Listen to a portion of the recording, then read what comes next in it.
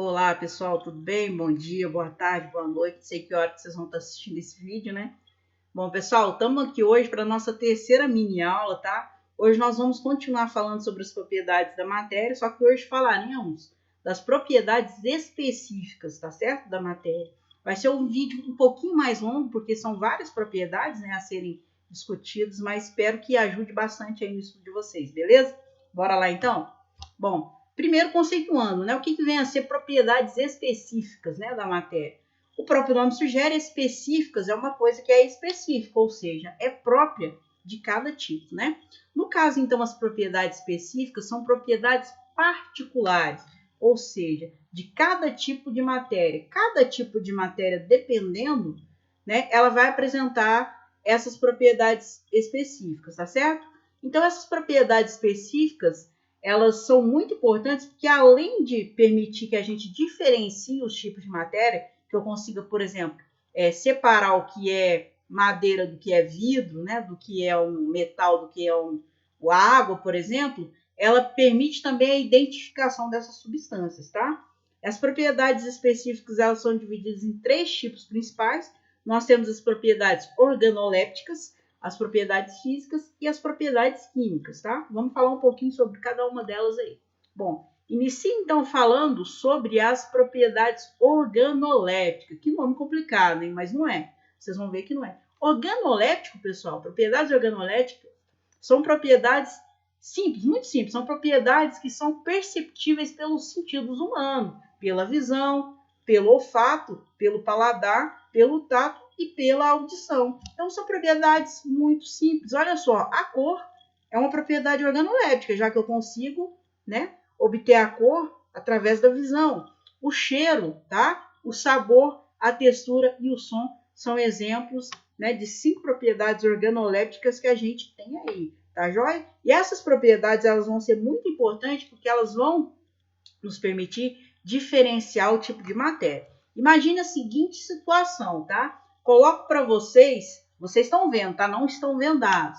Coloco para vocês 3 refrigerantes, né, da Coca-Cola. Um primeiro de laranja, o do meio, refrigerante do tipo cola, e o terceiro, refrigerante de limão. E peço para vocês, como é que vocês diferenciariam, né, esses refrigerantes através das propriedades organolépticas? Muito simples, né? Primeiro, vocês identificariam pela cor, né? O primeiro é alaranjado, o segundo preto, o terceiro verde. Então, vocês mais ou menos já saberiam qual refrigerante está se referindo. Outra propriedade que vocês poderiam utilizar, o sabor, que eu acho que seria o mais importante, né? Provando o primeiro refrigerante, vocês iam ver que ele é de laranja. Então, muito provavelmente, né? 99,9% de chance dele ser a Fanta. Provando o refrigerante do meio, vocês vão ver que é a Coca-Cola. Provando o último refrigerante, vocês vão perceber que é a Sprite, né? Eu poderia usar também o cheiro, não poderia?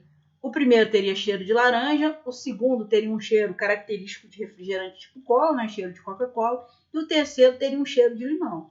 Olha só que situação, então, muito simples, mas que super importante. Vocês usariam essas propriedades para poder diferenciar o tipo de matéria aqui. Outra situação, imagine que eu tenho 2 garrafas, tá? Uma de vidro e uma de plástico. Vocês não sabem disso. Coloco 2 garrafas para vocês. Só que agora vocês estão vendados. Ou seja, a visão não pode ser utilizada, né, para poder diferenciar o tipo de matéria. Como é que vocês, então, procederiam nesse caso? Que propriedade organoléptica que vocês usariam para poder me dizer que essa garrafa é de vidro e essa é de plástico, mesmo sem estar vendo? Muito fácil, olha só. Vocês poderiam, por exemplo, usar o tato, né? Através da textura, passando a mão na garrafa de vidro, vocês com certeza saberiam me dizer que ela é de vidro. E passando a mão na garrafa de plástico, né? Pegando ela na mão, vocês saberiam me dizer que a garrafa é de plástico. Molezinha, né? Vocês poderiam também bater essa garrafa. Se você pega essa garrafa de vidro e bate ela em um objeto, numa mesa, por exemplo, ela ia fazer um som diferente de uma garrafa de plástico batendo nesse mesmo objeto. Beleza? Então, só para vocês entenderem que propriedades organolépticas são aquelas propriedades da matéria em que a gente usa os nossos 5 sentidos, tá? Para poder identificar essas propriedades. A gente usa a visão, né? O olfato, o paladar, o tato e a audição. Então, as propriedades organolépticas principais são cor, cheiro, sabor, textura e som. Beleza?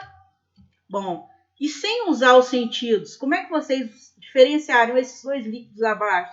Eu tenho aqui uma garrafa de água mineral e uma garrafa com álcool. Então, imagine que vocês estão vendados, vocês não podem provar, vocês não podem pegar e vocês não podem sentir o cheiro. Agora fica difícil, fica bem mais complicado, né? Nesse caso, então, a gente não pode usar as propriedades organolépticas. Como que a gente faz, então? A gente usa as propriedades físicas, tá? As propriedades físicas são aquelas propriedades que podem ser determinadas de forma experimental. Ou seja, que eu posso levar para o laboratório e fazer uma análise, né? E descobrir, né, essas propriedades físicas.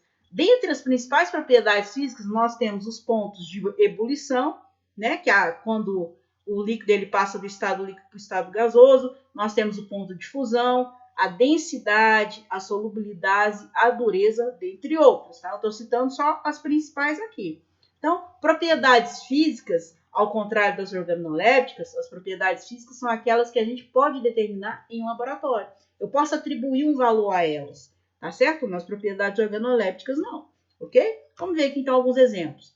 Observe aqui, ó, vou voltar ao mesmo problema, tá? Tem uma garrafa de água mineral, uma de álcool. Na verdade, eu coloquei essas duas amostras num copo, tá? O primeiro copo tem água, o segundo tem álcool comercial.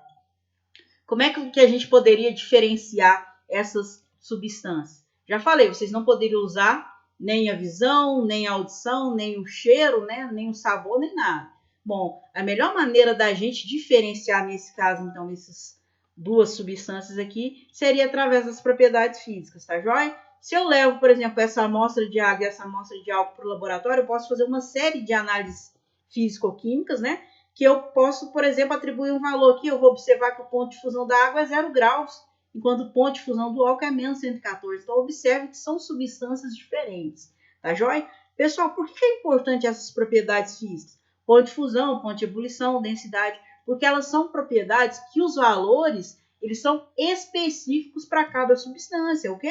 Significa, então, se eu tenho um ponto de ebulição de 100 graus Celsius, só pode ser a água, não pode ser outra substância.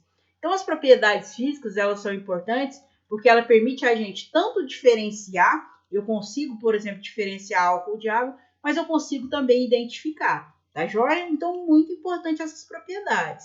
Por exemplo, aqui, ó, como eu poderia diferenciar a água do álcool, né? Através das curvas de aquecimento, nós vamos ver isso nas próximas aulas, tá joia? Se eu faço uma curva de aquecimento, eu vou ter um perfil diferente para a água pura, né? Vou ter um gráfico como esse. Já para o álcool comercial, ele é um álcool hidratado, então ele é uma mistura de álcool e água, então eu vou ter um perfil um pouquinho diferente. Então, conseguiria identificar, separar qual que é qual, através dessa curva de aquecimento. Poderia fazer um teste de solubilidade, por exemplo, também, sem problemas. Como é que eu poderia diferenciar a água do álcool usando, por exemplo, gasolina? Muito fácil, eu posso colocar água num copo, né, ou na proveta, como está representado aqui. Se eu coloco a gasolina, na água eu vou observar que a gasolina não mistura, ou seja, ela é insolúvel em água. Vai ter aqui a formação de uma mistura heterogênea, que nós vamos ver mais à frente. Mistura heterogênea é aquela que apresenta mais de uma fase. Nesse caso, então, água e gasolina apresentam duas fases, porque a gasolina ela não se mistura com a água, tá? Agora, se eu misturar essa mesma quantidade de gasolina com o álcool, eu vou ter uma mistura homogênea, eu vou ter uma única fase, porque o álcool ele é miscível, ou seja, ele se mistura com a gasolina. Então, se eu uso um pouquinho de gasolina e coloco na água, eu vou saber que é água porque não se mistura. Se eu pego um pouquinho de gasolina e coloco no álcool, eu vou saber que é álcool porque ele se mistura. Entendido? Tranquilo, então? Bom, terceiro tipo, né, de propriedades específicas são as propriedades químicas, né? Propriedade física a gente viu que são determinadas experimentalmente. As propriedades químicas são aquelas propriedades relacionadas ao comportamento químico da matéria, tá? Ou seja, as principais propriedades químicas, aqui eu vou dar alguns exemplos. A reatividade, por que tem algumas substâncias que são mais reativas que outras? A resistência à oxidação é um segundo tipo de propriedade química. A gente observa que tem matéria, por exemplo, um portão de ferro, ele sofre oxidação, ou seja, ele enferruja muito mais fácil do que uma panela de alumínio, por exemplo. A gente vai estar discutindo isso daqui. E a combustibilidade, é um nome complicadinho, mas é muito simples de entender. A combustibilidade é a propriedade, né, a capacidade dessa matéria, a tendência que ela tem em sofrer combustão, ou seja, em pegar fogo, tá certo? Bom, Para ilustrar essas 3 propriedades químicas aqui, eu vou colocar algumas perguntas aqui que eu gostaria que vocês refletissem, né? Por a gente estar distante, né? Não é possível essa interação né, aqui síncrona, né, ao vivo, mas eu queria que vocês ficassem a reflexão. Olha só, eu tenho aqui um copo com água, né? Eu tenho 2 copos com água. Imagine que no primeiro eu tenho colocado um pedacinho de sódio metálico, tá? Que é um metal, ok? E no outro copo eu tenho colocado uma moedinha de 5 centavos, que é basicamente né, o maior constituinte dela é o cobre, tá? Observe a diferença, pessoal. Quando eu coloco sódio metálico em água, eu tenho uma baita explosão, tá? E eu coloco a moeda de cobre em água, não acontece praticamente nada. Daí eu pergunto para vocês, quem é mais reativo? Óbvio que vocês vão me dizer que é o sódio, né? O sódio, ele é mais reativo. O que seria ser reativo? Tem a ver com a reatividade. Reatividade é uma propriedade química que a matéria tem de reagir facilmente. Então, quando eu digo que o sódio ele é mais reativo, significa que a reatividade dele é maior do que a do cobre. Entendido? Então, a reatividade é a facilidade, a tendência que uma substância, um corpo, um objeto tem de reagir. Tá joia? Bom, se eu pergunto para vocês, entre gasolina e vinagre, tá? O vinagre todo mundo tem em casa. O vinagre, para quem não sabe, nada mais é do que uma solução aquosa, né? É ácido acético, que é um ácido orgânico misturado à água, tá certo? Eu pergunto para vocês, quem queima mais fácil? Quem pega fogo mais fácil? Gasolina ou vinagre? Óbvio que é a gasolina, né, pessoal? Todo mundo vai me falar isso, obviamente. Isso significa que a gasolina, o que acontece? Ela sofre combustão mais fácil do que o vinagre. Então, eu posso dizer que a gasolina, ela apresenta o quê? Uma combustibilidade maior do que o vinagre. Beleza? Entendido? Então, combustibilidade é a tendência, né? A facilidade que uma substância tem de se queimar, pegar fogo. Ok? Última perguntinha. Quem oxida mais facilmente? Ou seja, quem enferruja mais facilmente? Um prego de ferro ou um prego de alumínio? A resposta está na própria imagem, né? O prego de ferro ele já está todo oxidado. Pessoal, só já adiantando um assunto que a gente vai ver lá na frente, no finalzinho do ano, oxidação, tá? Oxidar, quando a gente fala oxidar, é como se fosse enferrujar, né? O termo popular que a gente usa é enferrujar, mas o termo correto é oxidar. Oxidar nada mais é do que reagir com oxigênio, tá? Seria mais ou menos isso, mas mais na frente a gente vai ver melhor isso daí. A gente observa que um material de ferro, por exemplo, uma esponja de aço, né, um bombril, se a gente deixar ela exposta ao ar e à água principalmente, ela oxida, ou seja, ela enferruja. Então, o que tem a ver aqui? Eu posso dizer por essa figura aqui, com certeza, que o ferro, né, que o prego de ferro, ele é muito menos resistente à oxidação do que o prego do alumínio. O ferro, então, ele oxida muito facilmente, e o alumínio não oxida tão facilmente assim, ok? Então, um exemplo de que seria essa resistência à oxidação. Se eu tiver que escolher entre um prego de alumínio e um de ferro, né, em questão de resistência à oxidação, eu vou optar sempre pelo prego de alumínio. Beleza? Entendido?